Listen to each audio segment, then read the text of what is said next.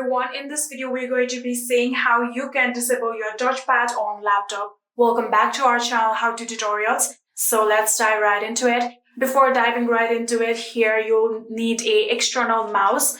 So after disabling your touchpad, there will be no use of this touchpad, so external mouse will be required. So after making sure that you have external mouse, here you'll have to now go through the settings of your PC, for which you can simply just click on the Windows icon that you can see right here. So you can drag your touchpad right here and click right here.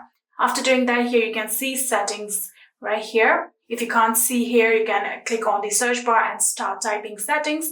And like that, you can simply just open your settings. After opening your settings, here you can see there is the option of Bluetooth and devices. You'll have to click on Bluetooth and devices just like this, and here you'll have to now scroll down.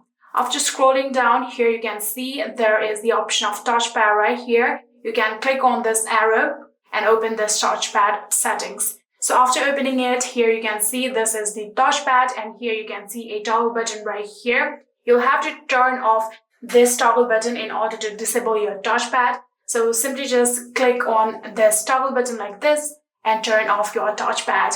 Now here you can see your touchpad is not working anymore. So in order to drag your pointing on your laptop, what you're going to need is your external mouse. So you can simply just connect your external mouse to your device.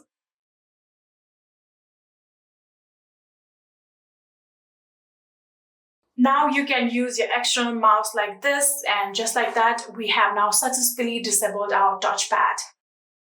And yeah, that is it. That is how you can disable your touchpad on laptop. I hope this video was helpful to you guys. If it was, please do not forget to hit that subscribe button and like our video. Thank you so much for watching. See you in the next.